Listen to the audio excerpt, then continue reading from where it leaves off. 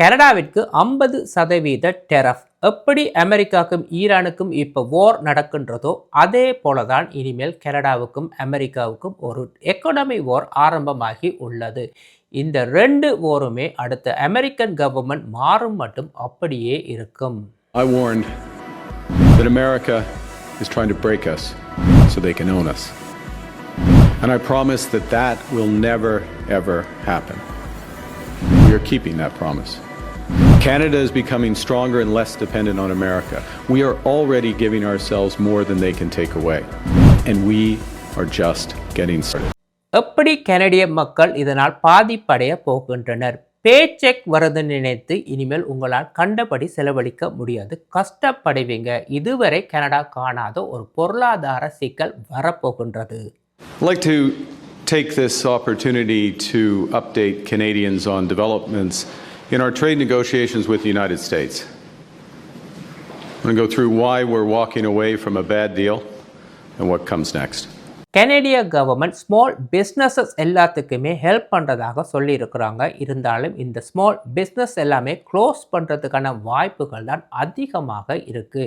இனிமேல் அன்றாட வாழ்க்கைக்கு தேவையான பொருட்களின் விலை அதிகரிக்க போகின்றது. கவனமாக செலவு செய்யுங்கள்.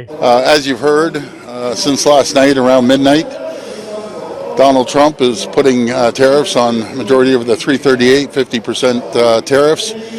We had a conversation with the Prime Minister all day yesterday, right up to probably 11:45, 11:45 when he called me to tell me the news. And I've always said we need to fight these tariffs, tariff to tariff, dollar to dollar. And I'm glad he didn't sign that deal because it was a bad deal. It was a bad deal for Ontario. It was a bad deal for the auto sector, the steel sector, and manufacturing sector. And we never started this fight, but I can assure you, we're going to win this fight. We're going to be a United Team Canada. We're going to use every single tool we have here in Ontario, and hopefully the rest of the premiers feel the same way.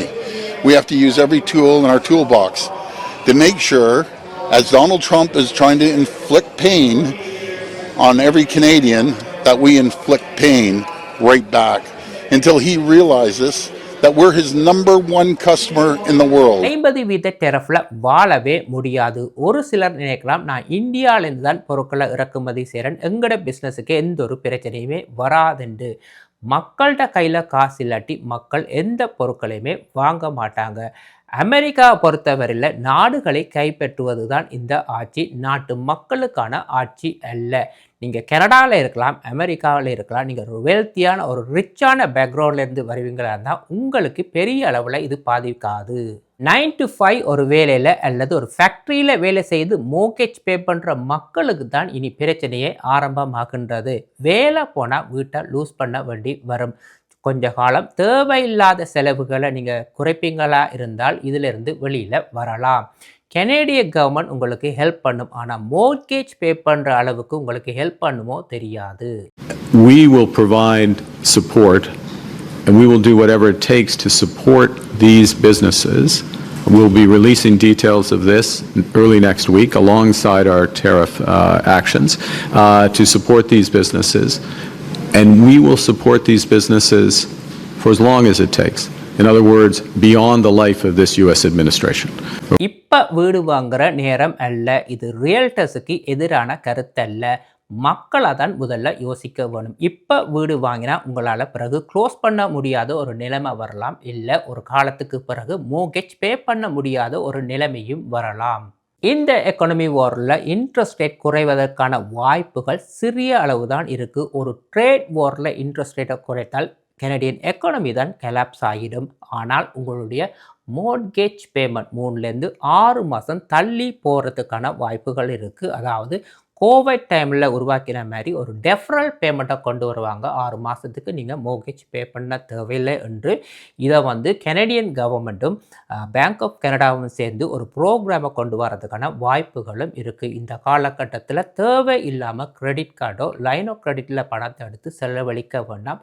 இப்போ புதிய பிஸ்னஸை ஆரம்பிக்கிறதுக்கான காலமும் அல்ல. Now, Canada will match Washington's new tariffs dollar for dollar in order to protect Canadian workers, farmers, families and businesses. Our response will be concentrated in sectors such as steel, dairy, appliances, agricultural equipment, pulp and paper, and electronics. We'll also include products that are currently subject to unjustified Section 232 and 338 tariffs. This is a focused response to protect and defend our industries and allow them to compete with U.S. products in the Canadian market. In the coming days, we'll release details of these new tariff measures which will come into force the Tuesday after Labor Day. பிள்ளைகளுக்கு சொல்லி வழங்க இந்த காலகட்டத்தில் தேவையில்லாமல் பணம் செலவழிக்க வேண்டாம். பொருட்களோட விலையை பார்த்து வாங்குங்க, அதிக விலை கொடுத்து வாங்க வேண்டாம், சின்ன ஒரு பிரேக் எடுங்க. இதே போல தான் மக்களை நம்பி இருக்கிற சின்ன சின்ன பிஸ்னஸ் எல்லாத்துக்குமே ஒரு பெரிய பாதிப்பு வரப்போகின்றது. ரெஸ்டாரண்ட்டில் போய் சாப்பிடுங்க, ஒரு டிஷ்ஷோட விலை வந்து $10 சொன்னால் இன்னும் ஒரு ரெஸ்டாரண்ட்டை லக்ஸரியோட பேரில் வந்து $15-20 கொடுத்து சாப்பிட வேணுமா? அடுத்தது பிள்ளைகளுடைய ஆன்லைன் ஷாப்பிங். இது ஒரு ஹேபிட் அவங்களுக்கு. இனிமேல் வந்து கவனமாக இருக்க வேண்டும். ஒரு சில பிள்ளைகள் ப்ரைஸ் பார்க்காம அதிக விலை கொடுத்து பொருட்களை வாங்குறாங்க தங்களுக்கு தேவை என்ற பேரில். இனிமேல் கஸ்டம் சார்ஜ், டெரஃப் சார்ஜ் மற்றது பொருட்களோட விலையும் அதிகரிக்க போகின்றது. இந்த பிள்ளைகளுக்கு பணத்தோட அருமை தெரியாமல் தொடர்ந்து பர்ச்சேஸ் பண்ணி கொண்டு தான் இருக்க போகிறாங்க. கவனமாக பார்த்து கொள்ளுங்க. அடுத்தது அவன் இவன் என்று சொல்லி டிக்கெட்டுக்கு பணம் செலவழிக்காதீங்க. இது ஒரு ஸ்பான்சர்ஷிப், ஒரு பிஸ்னஸ். நீங்கள் தான் அவங்கள வளர்த்து விடுறீங்க. எண்ட் ஆஃப் த டே உங்களோட பாக்கெட் தான் எம்டி.